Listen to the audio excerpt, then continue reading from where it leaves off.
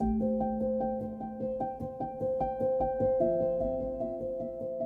know, that kind of person who doesn't care about what the societal norms were, and she was going to hold her own opinion. That's my mother. She's a very kind of a dreamy person. She'd rent a rowboat and she'd go on Lost Lagoon. She really enjoyed that, just being on the water. And we would ask her, we'd say, well, by yourself? And she'd say, yeah. She wasn't thinking of the consequence. She was thinking about how much she was enjoying that experience. My mother was born in Vancouver on February 1st, 1926.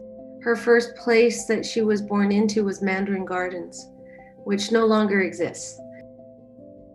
We live down on Cleaver Street, where that success is, because at that time we know the Chinese people couldn't buy a house outside of Chinatown until after World War II.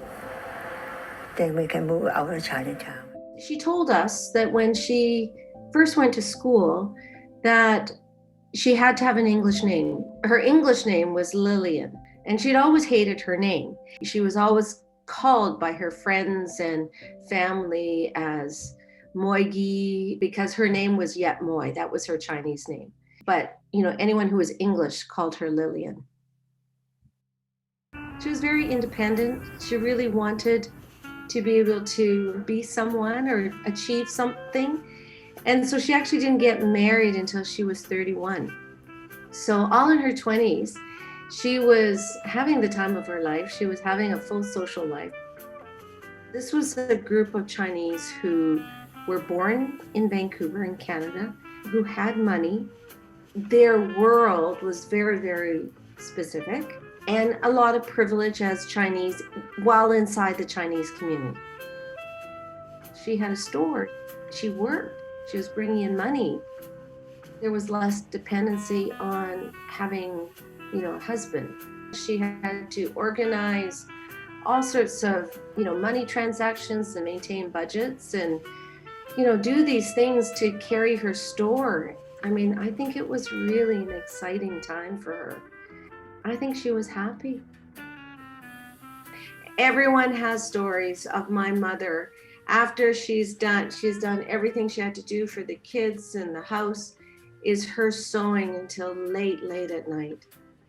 My mother was this amazing tailor. Unbelievable wedding dresses, full ornate gowns, beautiful.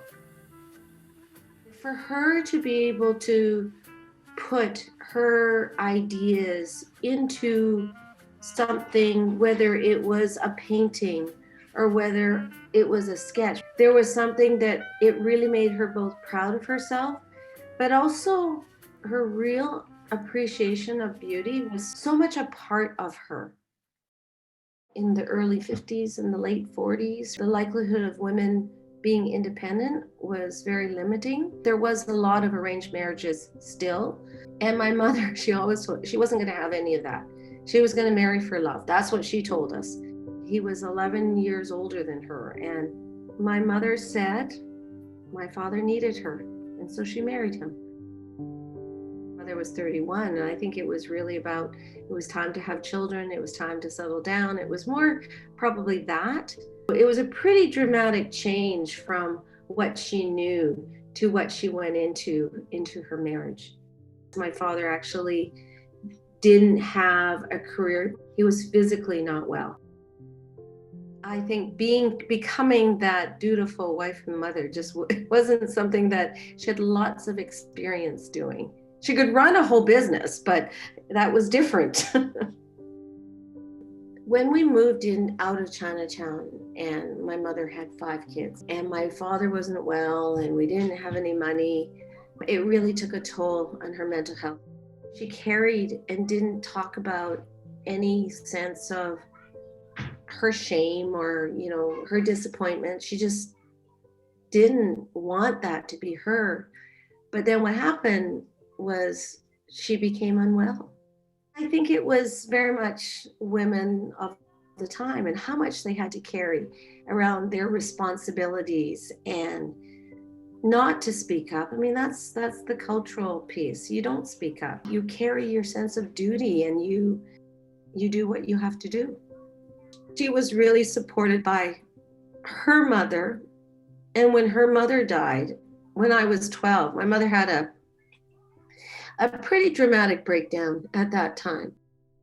I'm the oldest daughter, and so I spent a lot of my time looking after her. Everything my mother ever wanted, she'd say, you have to go to school. I would go to school. She'd say, you have to go to work. I would go to work. Because I was so busy trying to make sure that my mother was well. And so I think that it almost made me not want beauty. I always thought it as her weakness, but it wasn't. There are many ways that people get what they want out of life. For someone through everything to still hang on to beauty, that's amazing. Her exact words were, I want you to be successful in the whole world, not just in Chinatown. I'm guessing that was that restriction she felt. She could have this wonderful sense of achievement inside her own world, but it wasn't beyond that. We need to celebrate the women of that time and what they had to pave the way. What's really nice is both my kids, I mean, they're mixed, but they'll identify as being Chinese. And I think that there's greater acceptance for this generation to have that. It can be part of who they are, and it can help lift who they are, but it doesn't have to be who they are.